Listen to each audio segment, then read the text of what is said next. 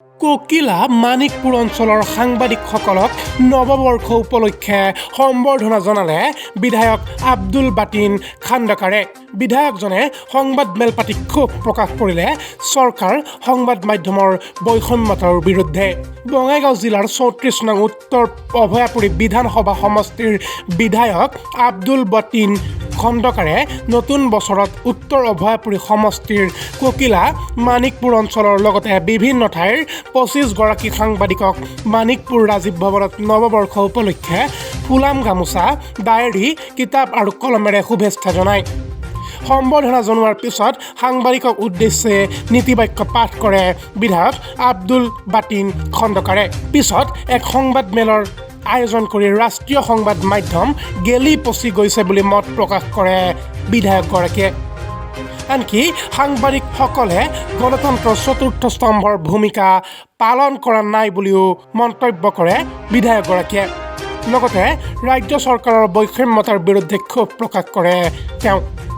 অতিকৈ পিছপৰা সমষ্টি তাৰ উন্নয়ন কৰিবলৈ সাংবাদিকসকলৰ সহযোগিতা ও গঠনমূলক পৰামৰ্শ বিচাৰে বিধায়কজনে। মই চৰকাৰী যিবিলাক বিভাগ আছে বিভাগ হিচাপত ক'বলৈ বিচাৰিছোঁ। প্ৰথমতে আমি শিক্ষা বিভাগটো লওঁ। শিক্ষা বিভাগৰ কাৰণে আমাৰ যিখিনি প্ৰাথমিক বিদ্যালয়ৰ পৰা ছেকেণ্ডাৰী বিদ্যালয়লৈকে মানে হায়াৰ ছেকেণ্ডাৰীলৈকে শিক্ষকৰ অভাৱ অভিযোগ যিখিনি আছে বা শিক্ষকৰ কোনোবা এটা স্কুলত হয়তো ছাত্ৰ ২০০ এজন শিক্ষক, কোনোবা এটা স্কুলত হয়তো আপোনাৰ ৫০জন ছাত্ৰ, শিক্ষক ৬জন, এনেকুৱা ধৰণৰ যিবিলাক হেৰি আছে মানে শিক্ষকৰ নিযুক্তি আৰু ৰেচনেলাইজেশ্যন যুক্তিযুক্তকৰণৰ বাবে ছাত্ৰ অনুপাতে শিক্ষক প্ৰদান কৰাৰ বাবে মই ইতিমধ্যে এছেম্বলিত কথা উপস্থাপন কৰিছোঁ। দ্বিতীয়তে উচ্চ শিক্ষাৰ বাবে মাননীয় শিক্ষা উপদেষ্টা ননীগোপাল মহন্ত ডাঙৰীয়াৰ লগত ব্যক্তিগত হিচাপে লগ ধৰিছোঁ, মাননীয় শিক্ষামন্ত্ৰীৰ লগত লগ ধৰিছোঁ আৰু মাননীয় মুখ্যমন্ত্ৰী মহোদয়ক মই মেমৰেণ্ডাম দিছোঁ। এপইণ্টমেণ্ট পোৱা নাই, মই লিখিত দিছোঁ যে এটা কলেজ মোক লাগে। আৰু তাৰপিছত আমাৰ এই অঞ্চলত দুটা অতিকৈ গুৰুত্বপূৰ্ণ দিশ হৈছে ৰাস্তা ঘাট, দলং আৰু গৰাখহনীয়া।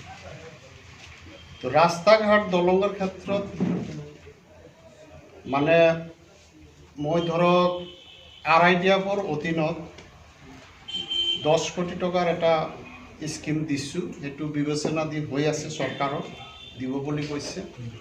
ইতিমধ্যে ৩ কিলোমিটাৰ ৰাস্তা দিছে। সেইটো মাথাউৰি পকীকৰণ যিটো আঁচনি আছে আপোনালোকে গম পায়, তাত ইতিমধ্যে ৩ কিলোমিটাৰ মই লাভ কৰিছোঁ। মাথাউৰি যিহেতু আমাৰ একমাত্ৰ এই বৰঘোলাত সেই অঞ্চলত আছে, তাতে সেই ৩ কিলোমিটাৰ ৰাস্তা মই পাইছোঁ।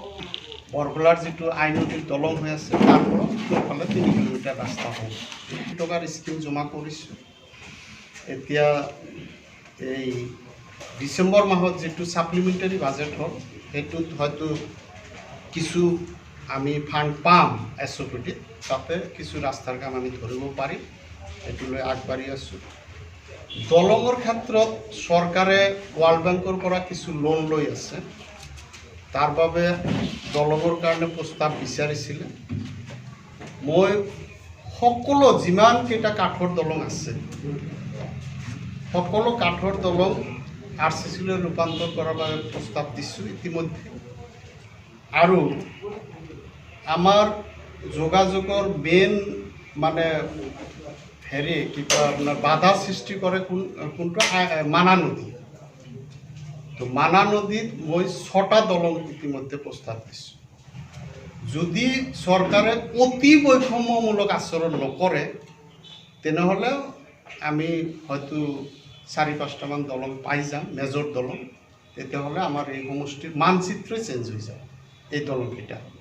মই ইতিমধ্যে আই নদী আৰু মানা নদীৰ বাবে য'ত যেনেকৈ ভাঙি আছে সকলো গৰাখহনীয়া প্ৰতিৰোধ কৰাৰ বাবে ৭৫ কোটি টকাৰ আঁচনি জিলা ডিজাস্টাৰ মেনেজমেণ্ট অথৰিটিৰ পৰা পাছ কৰাই লৈ দিছপুৰত লৈ গৈছে। তো গতিকে যদি চৰকাৰে সঁচাকৈ প্ৰয়োজনীয়তাৰ ওপৰত ভিত্তি কৰি যদি আঁচনিসমূহ মঞ্জুৰ কৰে, তেনেহ'লে আমি এই আঁচনিসমূহ পাবলৈ সক্ষম হ'ম।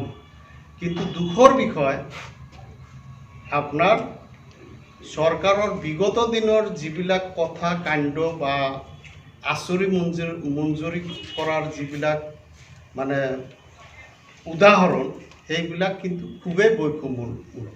আপোনাক কওঁ, কোন কোন ল'ৰা ছোৱালীৰ বাবে অংগনবাদী চেণ্টাৰ মডেল অংগনবাদী চেণ্টাৰলৈ উন্নীত কৰিব। এতিয়া অভয়াপুৰী উত্তৰ সমষ্টি আৰু দক্ষিণ সমষ্টিত তেওঁ 10খন দিছে, ময়ো 10খন দিছোঁ, বঙাইগাঁৱতো 10খন দিছে। কিন্তু অনুমোদন জনোৱাৰ সময়ত আমাৰ উত্তৰ অভয়াপুৰীত মাত্ৰ 2খন অনুমোদন দিলে, দক্ষিণ অভয়াপুৰীত মাত্ৰ 2খন অনুমোদন দিলে, বঙাইগাঁৱত দিলে 10খন।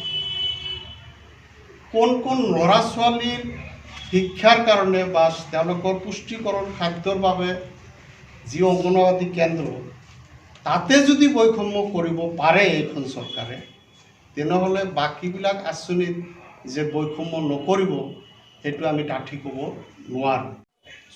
ধাৰত পদ যোৱা চৰকাৰখন, ধাৰ লৈ চলা চৰকাৰখন ধাৰৰ পইচাৰে উন্নয়নৰ কাম কৰিব, তথাপিও তেওঁলোকে বৈষম্যমূলক আচৰণ কৰি আছে।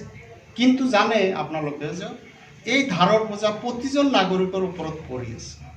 গতিকে কমচে কম ধাৰৰ টকাৰে যিবিলাক কাম কৰে, তাতে তেওঁলোকে বৈষম্য কৰাটো উচিত নহয়। কিন্তু বৈষম্যমূলক আচৰণ আমি ইতিমধ্যে দেখা পাইছোঁ। গতিকে আপোনালোকৰ মাধ্যমত মই চৰকাৰক অনুৰোধ জনাইছোঁ, মাননীয় মুখ্যমন্ত্ৰী মহোদয়ক অনুৰোধ জনাইছোঁ, কমচে কম ধাৰত যিবিলাক ধাৰ লৈ পেলাই যিবিলাক আঁচনি তেওঁলোকে, ঋণ লৈ পেলাই যিবিলাক আঁচনি তেওঁলোকে ৰূপায়ণ কৰিব, সেই ক্ষেত্ৰত যাতে বৈষম্যমূলক আচৰণটো অলপ কমকৈ কৰে, তাৰ বাবে আপোনালোক যাতে যদি সংবাদ মাধ্যমৰ যোগে অলপ মানে দৃষ্টিগোচৰ কৰে মুখ্যমন্ত্ৰী মহোদয়ৰ, হয়তো তাৰ বাবে আমাৰ এই সমষ্টিবাসীও উপকৃত হ'ব। যে আমাৰ এই সমষ্টিটোত গাখীৰ উৎপাদন যথেষ্ট হয়। আপোনাৰ 12-13টামান জিপিত প্ৰতিটো ঘৰতে গাখীৰ উৎপাদন কৰা হয়।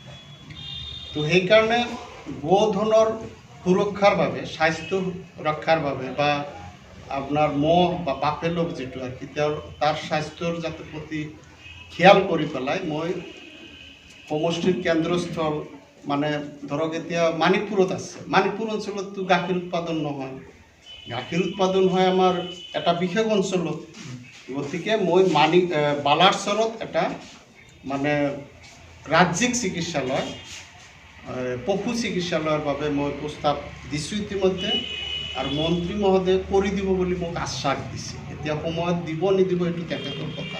প্ৰতিশোধমূলক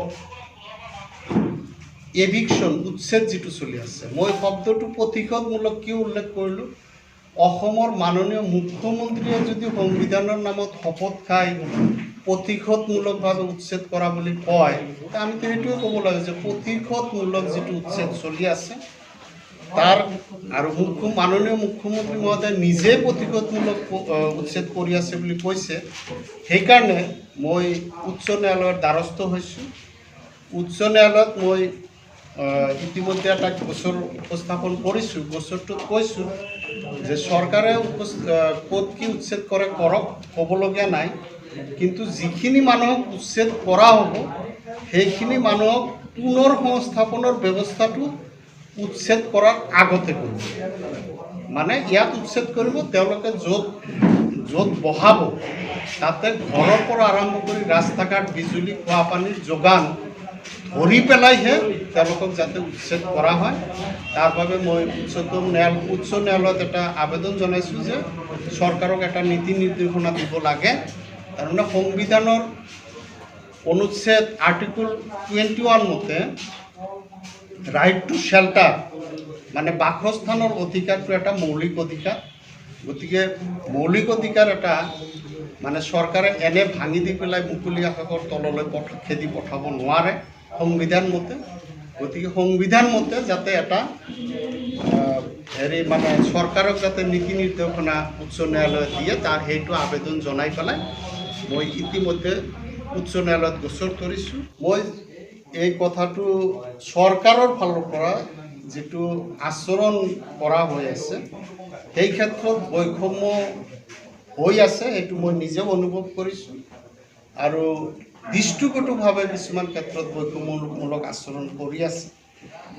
গতিকে আপোনালোকে সেই কথাটো যদি সংবাদ মাধ্যমৰ জৰিয়তে সমষ্টিৰ উন্নয়নৰ খাতিৰত যাতে বৈষম্যমূলক আচৰণ চৰকাৰে নকৰে, তাৰ কাৰণে চৰকাৰখনতো প্ৰতিজন নাগৰিকৰ চৰকাৰ এটা গঠন হোৱাৰ পাছত কোনো AGP BJP চৰকাৰ নহয়, তেওঁলোক অসমৰ প্ৰতিজন নাগৰিকৰ বাবে চৰকাৰ।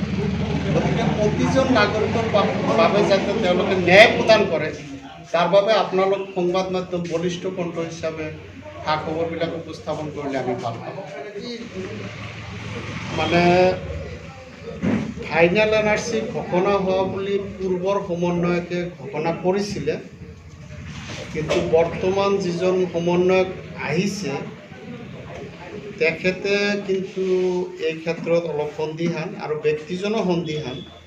তেখেতে ইয়াৰ আগতে ছ'চিয়েল মিডিয়াত ফেচবুককে আদি কৰি বিভিন্ন দিশত তেখেতে বহুত মানে বিভিন্ন ধৰণৰ NRCৰ বিৰুদ্ধে বা এই প্ৰচেছটোৰ বিৰুদ্ধে বিভিন্ন ধৰণৰ পোষ্ট দিয়া বিষয়া যিজন সেইজনে এতিয়া NRCৰ সমন্বয়। গতিকে তেখেতে ইয়াত জট লগাব বুলি আশা কৰিব পাৰি যে জট লগাবই। তেতিয়া জট হয়তো ইতিমধ্যে লগাইছে তেওঁ। গতিকে NRCৰ ভৱিষ্যত অন্ধকাৰ যেনে লাগে। বঙাইগাঁৱৰ পৰা ইয়াছিন আলীৰ report, I News North East।